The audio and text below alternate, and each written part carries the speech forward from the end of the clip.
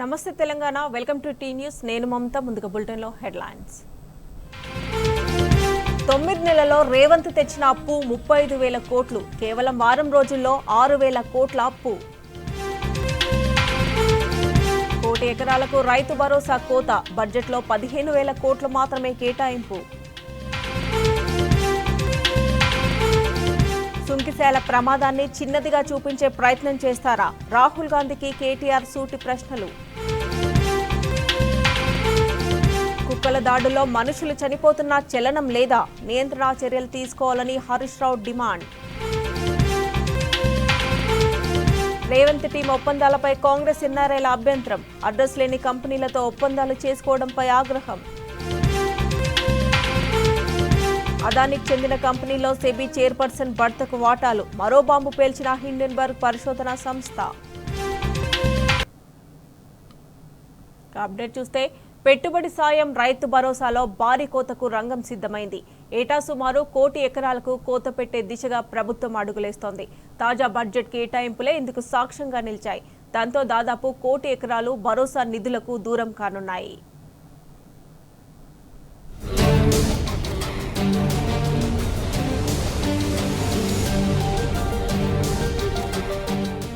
రైతు భరోసా చెల్లింపులో ప్రభుత్వం కొర్రీలు పెడుతోంది ఆ సాకు ఈ సాకు చూపించి భారీగా కోతలు పెట్టేందుకు ప్లాన్ చేస్తోంది రైతు భరోసా కోసం ఈసారి బడ్జెట్లో కేటాయించిన నిధులే నిదర్శనంగా నిలుస్తున్నాయి తాజా బడ్జెట్లో రైతు భరోసా పథకానికి ప్రభుత్వం 15,075 కోట్ల రూపాయలు మాత్రమే కేటాయించింది కాంగ్రెస్ మేనిఫెస్టోలో ఇచ్చిన హామీ ప్రకారం ఎకరాకు 15,000 రూపాయల చొప్పున పెట్టుబడి సాయం అందజేస్తే ఈ బడ్జెట్ 1 కోటి ఎకరాలకు మాత్రమే సరిపోతుంది దీంతో మిగిలిన భూమికి కోత పెట్టడం ఖాయమని స్పష్టమవుతోంది బీఆర్ఎస్ ప్రభుత్వం ప్రతి సీజన్లో 69 లక్షల మంది రైతులకు సంబంధించి 1.53 కోట్ల ఎకరాలకు రైతు బంధు అందజేసింది అంటే ఏడాదికి సుమారు 3 కోట్ల ఎకరాలకు రైతు బంధు పంపిణీ చేసింది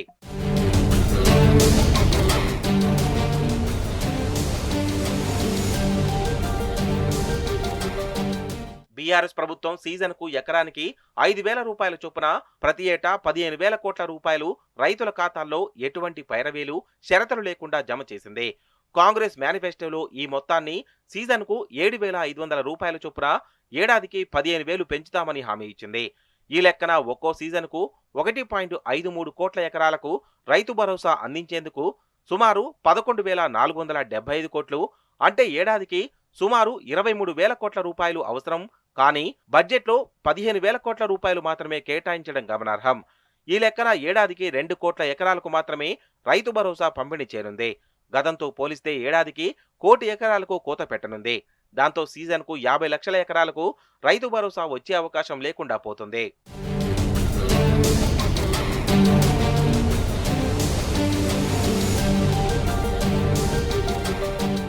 ఇప్పటికే రుణమాఫీలో రేషన్ కార్డు లేని వారికి ఆదాయ పన్ను చెల్లించే వారికి ప్రభుత్వ ఉద్యోగులకు కోత పెడుతున్న కాంగ్రెస్ ప్రభుత్వం ఇకపై రైతు భరోసాలను కోత పెట్టేందుకు రంగం సిద్ధం చేస్తోంది ఈ పథకానికి కూడా కేంద్రంలోని బీజేపీ ప్రభుత్వం అమలు చేస్తున్న పీఎం కిసాన్ నిబంధనలే ప్రామాణికంగా తీసుకునేందుకు కసరత్తు చేస్తున్నట్టు తెలిసిందే అంటే కేంద్రంలోని బీజేపీ ప్రభుత్వ విధానాలనే రాష్ట్రంలోని కాంగ్రెస్ ప్రభుత్వం అమలు చేయబోతోంది రేవంత్ రెడ్డి సర్కార్ మోదీ ప్రభుత్వ మార్గాన్ని ఎంచుకుంటే ప్రభుత్వ ఉద్యోగులు పెన్షనర్లు ఆదాయ పన్ను చెల్లించే వారికి రైతు భరోసా రావడం కష్టమనే అభిప్రాయాలు వ్యక్తమవుతున్నాయి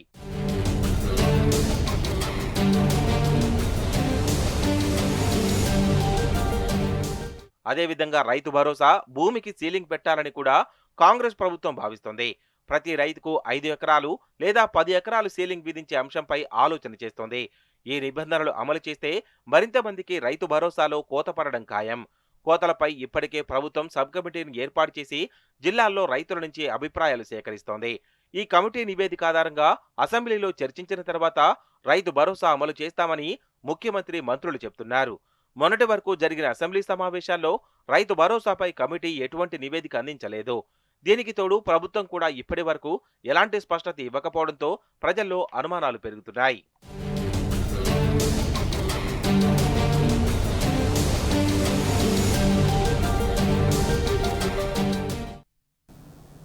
ఇక కాంగ్రెస్ పాలనలో గురుకులాలు గతి తప్పాయి బలవన్మరణాలు ఫుడ్ పాయిజన్ పాము కాట్ల వంటి ఘటనలతో పిల్లలు పిట్టలా రాలిపోతున్నారు రాజకీయానికే సర్కార్కు టైం సరిపోతుంది భావి పౌరులు మరణిస్తున్నా ప్రభుత్వం పట్టించుకోవడం లేదు శాశ్వత పరిష్కారం చూపడం లేదు.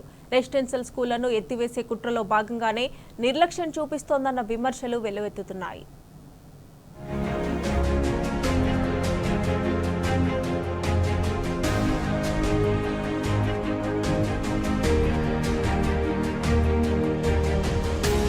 నిన్న మొన్నటి దాకా దేశానికే తలమానికంగా నిలిచిన తెలంగాణ గురుకులాలు ఇప్పుడు ఏ క్షణం ఏం జరుగుతుందోనన్న భయంతో వణికిపోతున్నాయి.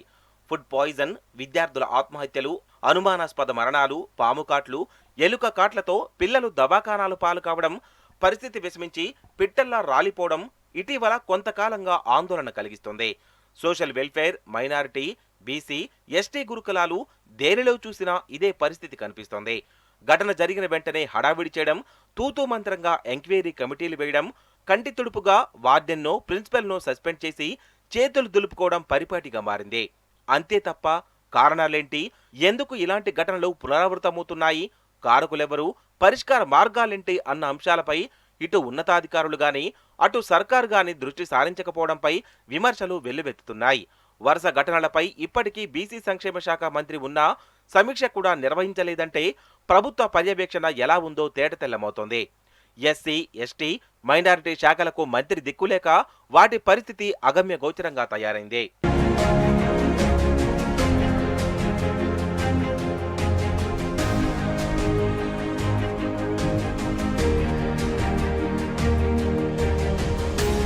రేవంత్ సర్కారు పాలనలో 8 నెలల్లోనే గురుకులాల్లో ఎన్నో బాధాకరమైన ఘటనలు జరిగాయి. జనవరి 22న నల్గొండ జిల్లా కొండమల్లేపల్లి ఎస్సీ గురుకులాల్లో 9వ తరగతి విద్యార్థి భార్గవి ప్రార్థనా సమయంలో కింద పడిపోయింది. దవాఖానాకు తరలించగా అప్పటికే చనిపోయింది. ఫిబ్రవరి 4న భువనగిరి పట్టణంలోని ఎస్సీ గురుకులంలో 10వ తరగతి చదువుతున్న హబ్సిగూడకు చెందిన 2 బాలికలు భవ్య, వైష్ణవి ఒకే రోజు ఆత్మహత్య చేసుకున్నారు. ఫిబ్రవరి 10న సూర్యాపేట జిల్లా ఇమాంపేట ఎస్సీ గురుకులంలో ఇంటర్ సెకండ్ ఇయర్ విద్యార్థిని వైష్ణవి అనుమానాస్పదంగా చనిపోయింది. ఫిబ్రవరి 18న ఇదే గురుకులానికి చెందిన విద్యార్థి అస్మిత ఇంటి వద్ద బలవన్మరణానికి పాల్పడింది. ఏప్రిల్ 18న భువనగిరిలోని సాంఘిక సంక్షేమ బాలుర గురుకుల పాఠశాలలో ఫుడ్ పాయిజన్ తో విద్యార్థి ప్రశాంత్ చనిపోయాడు. ఇదే జిల్లాలోని బొమ్మల రామారం, గుండాల, భువనగిరి, వలిగొండ, మోటకొండూరు వసతి గృహాల్లోనూ ఫుడ్ పాయిజన్ కేసులు నమోదయ్యాయి.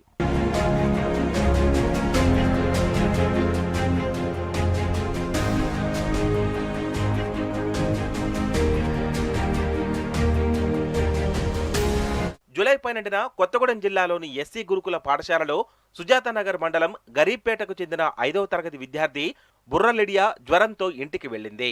తరువాత ఊహించని రీతిలో బాలిక ఉరేసుకుంది. ఆగస్టు 6న మహబూబ్నగర్ జిల్లా నంచెర్ల సాంఘిక సంక్షేమ బాలికల గురుకుల పాఠశాలలో ఫుడ్ పాయిజన్ తో విద్యార్థులు అస్వస్థతకు గురయ్యారు. ఇదే రోజున ములుగు జిల్లా కేంద్రంలోని తెలంగాణ సోషల్ వెల్ఫేర్ బాలికల గురుకుల పాఠశాలలో 9వ తరగతి విద్యార్థి కొయ్యాడ కార్తికాశ్రీ గురుకుల భవనం పైనుంచి దూకి ఆత్మహత్య ప్రయత్నించింది.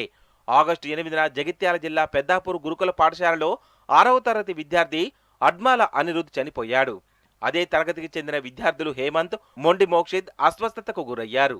జూలై 28న ఇదే గురుకులంలో అరపేటకు చెందిన 8వ తరగతి విద్యార్థి అద్వైత్ అస్వస్థతకు గురై మృతి చెందాడు.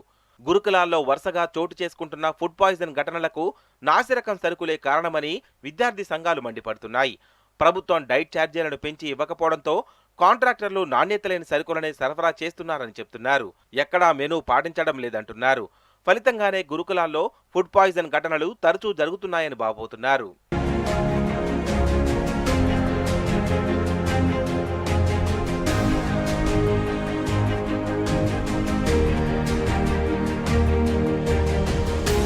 ప్రభుత్వం అమలు చేస్తున్న పాఠశాలల వేళ కారణంగా విద్యార్థులు తీవ్ర మానసిక ఒత్తిడికి గురవుతున్నారని విద్యార్థి సంఘాల నేతలు, తల్లిదండ్రులు వాపోతున్నారు.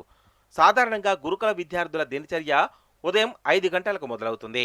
7 గంటల వరకు బ్రేక్ఫాస్ట్, 8 గంటల 15 నిమిషాల నుంచి మధ్యాహ్నం 1 గంట 25 నిమిషాల వరకు 7 పీరియడ్లను ఏకదాటిగా నిర్వహిస్తే స్టూడెంట్స్ ఎలా భరిస్తారని భావిస్తున్నారు. అదే ప్రభుత్వ పాఠశాలల్లో చదువుతున్న విద్యార్థులకు క్లాస్ ప్రారంభమైనప్పటి నుంచి స్కూల్ ముగిసే వరకు యూరినల్ టైమ్స్కు 1 గంటన్నర, 3.5 గంటల గ్యాప్లో లంచ్, ఆ తర్వాత 1.5 గంటల గ్యాప్లో తిరిగి షార్ట్ బ్రేక్ లాంటివి ఉంటాయని ఉదహరిస్తున్నారు. కానీ గురుకుల విద్యార్థులను రోబోలా ట్రీట్ చేస్తున్నారని విమర్శలు వెల్లువెత్తుతున్నాయి. సాయంత్రం గేమ్స్ తర్వాత విద్యార్థులకు పర్సనల్ టైం కేవలం 15 నిమిషాలే ఉంటున్నదంటే పరిస్థితి తీవ్రతను అర్థం చేసుకోవచ్చని చెప్తున్నారు.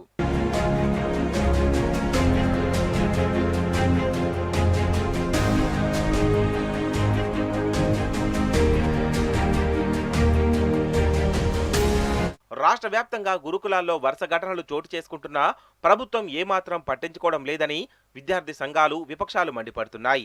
ఫుడ్ పాయిజన్, అనుమానాస్పద బలవర మరణాలు, ఇతర ఘటనలు వెలుగులోకి వచ్చినప్పుడు హడావిడి చేయడం, ఎంక్వైరీ కమిటీ వేయడం పరిపాటిగా మారిందని అంటున్నాయి. ఆయా ఘటనల్లో గురుకుల వార్డెన్ను లేదంటే ప్రిన్సిపల్ను సస్పెండ్ చేసి చేతులు దులుపుకోవడం రివాజుగా మారిందని ఆరోపిస్తున్నారు. గురుకులాలను ఎత్తేసే కుట్రలో భాగంగానే ప్రభుత్వం నిర్లక్ష్యం వహిస్తోందని ఆగ్రహం వ్యక్తం చేస్తున్నాయి. బీసీ సంక్షేమ గురుకులాలకు సంబంధించి మంత్రి పొన్నం ప్రభాకర్ ఉన్నా ఇప్పటి వరకు ఆయన సమీక్షించింది, అధికారులకు సూచనలిచ్చింది లేకపోవడం ప్రభుత్వం పర్యవేక్షణకు అద్దం పడుతోంది. ఇక ఎస్సీ, ఎస్టీ, మైనారిటీ శాఖలు సీఎం వద్దే ఉన్నా ఆయన పట్టించుకోకపోవడం గమనార్హం. ఇకనైనా గురుకులాల్లో జరిగే ఘటనలకు ప్రభుత్వం పరిష్కార మార్గాలను వెతకాలనే డిమాండ్లు వెల్లువెత్తుతున్నాయి.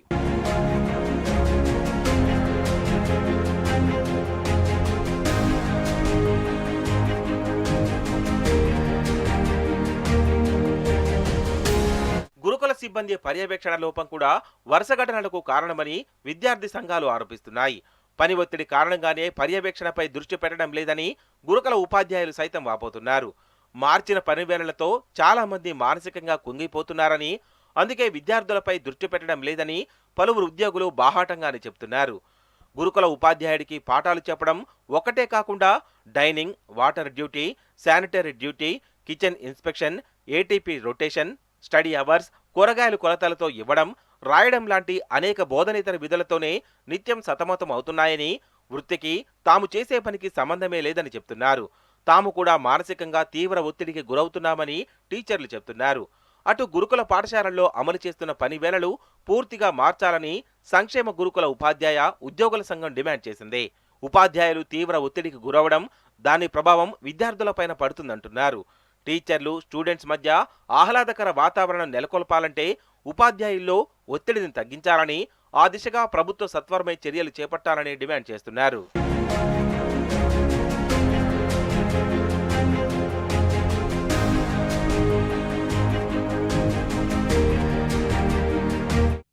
మెడికల్ సీట్లలో ఉమ్మడి కోటా జూన్ 2తో ముగుస్తుందని తెలిసినా రేవంత్ సర్కార్ తగిన చర్యలేవీ తీసుకోలేదు.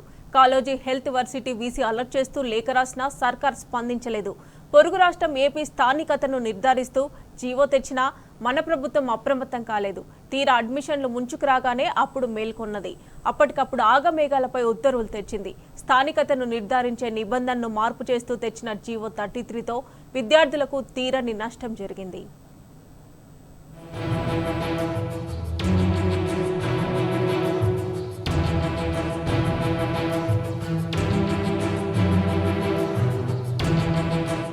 తెలంగాణలో స్థానికత నిర్ధారణలో ప్రభుత్వ నిర్లక్ష్యం విద్యార్థుల జీవితాలను ఆగం చేస్తోంది. స్థానికత నిర్ధారణ కోసం ఈ ఏడాది ప్రారంభం నుంచే విజ్ఞప్తులందినా ప్రభుత్వం పట్టించుకోలేదు. తెలంగాణ, ఏపీ మధ్య ఈ ఏడాది జూన్ 2తో ఉమ్మడి బంధం శాశ్వతంగా ముగిసిపోతుందని ముందుగానే తెలిసినా పట్టించుకోలేదు. చివరి క్షణాల్లో జీవో ఇచ్చిన పాలకులు విద్యార్థుల జీవితాలతో చెలగాటమాడుతున్నారు. మెడికల్ సీట్లలో ఉమ్మడి కోటాపై నిర్ణయం తీసుకోవాలని, స్థానికతను నిర్ధారించాలని కాళోజీ నారాయణరావు యూనివర్సిటీ నుంచి ఈ ఏడాది జనవరిలోనే వైద్య ఆరోగ్య శాఖ కార్యదర్శికే లేఖ రాసినట్లు సమాచారం.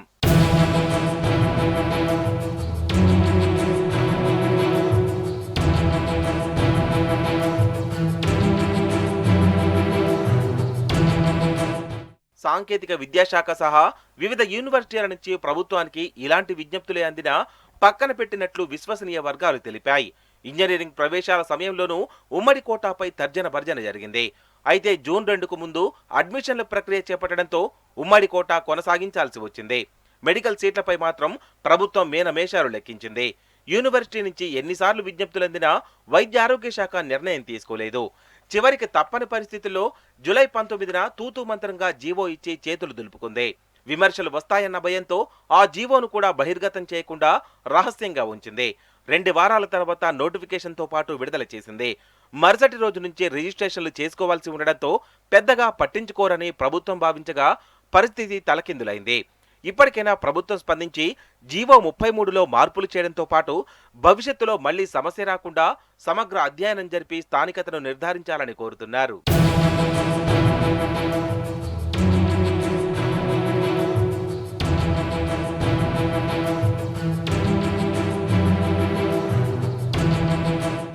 జూన్ 2 తర్వాత ఉమ్మడి కోటా ఉండవని ఏపీ ప్రభుత్వం ముందు చూపుతో వ్యవహరించింది.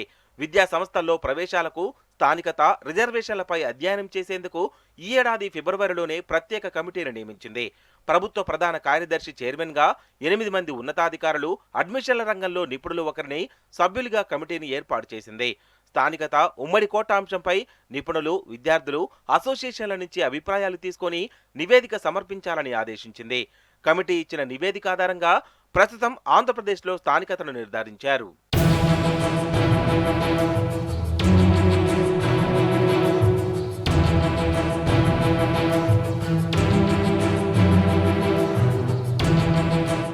తాజాగా ఎన్టీఆర్ ఆరోగ్య విశ్వవిద్యాలయం విడుదల చేసిన ఎంబీబీఎస్, బీడీఎస్ నోటిఫికేషన్లో స్థానికతపై స్పష్టత ఇచ్చారు. 6వ తరగతి నుంచి ఇంటర్ వరకు గరిష్టంగా 4 ఏళ్లు చదివిన ప్రాంతాన్ని లోకల్గా గుర్తించాలన్న నిబంధనను కొనసాగిస్తూనే ఖచ్చితంగా ఇంటర్ ఏపీలోనే చదవాలనే నిబంధన పెట్టారు. ఏపీలో ఇంటర్ చదవలేని వారికి కూడా ఓ వెసులుబాటు ఇచ్చారు. దీంతో అక్కడ స్థానికతపై వివాదాలు తలెత్తడం లేదు.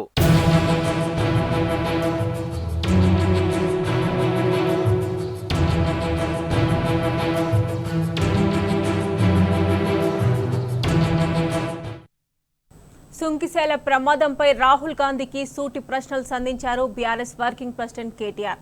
కోట్లాది రూపాయల నష్టం జరిగిన తర్వాత కూడా సుంకిసేల ప్రమాదాన్ని చిన్నదిగా చూపించే ప్రయత్నం చేస్తున్నారని మండిపడ్డారు. లోపభూయిష్టంగా పనులు చేసిన కాంట్రాక్టింగ్ ఏజెన్సీని బ్లాక్ లిస్ట్ చేయకుండా తెలంగాణ ప్రభుత్వాన్ని ఎవరు ఎందుకు ఆపుతున్నారో చెప్పాలని డిమాండ్ చేశారు.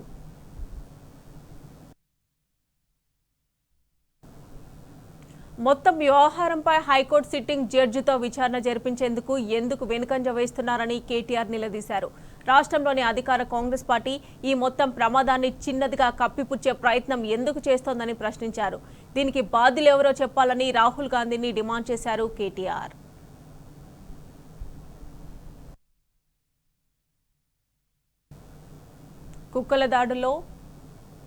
కుక్కల దాడులో మనుషులు చనిపోవడాన్ని సాధారణ అంశంగా రాష్ట్ర ప్రభుత్వం చూడడం దుర్మార్గమని మాజీ మంత్రి ఎమ్మెల్యే హరీష్ రావు ఆగ్రహాన్ని వ్యక్తం చేశారు.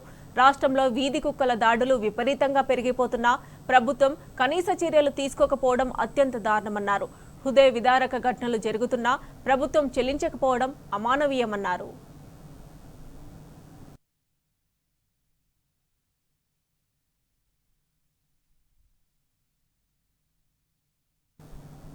బతికున్న మనుషుల్ని కుక్కలు చంపి పీక్కు తిన్న ఘటనలు ప్రజల్లో భయాందోళనలు కలిగిస్తున్నాయని హరీష్ రావు పేర్కొన్నారు.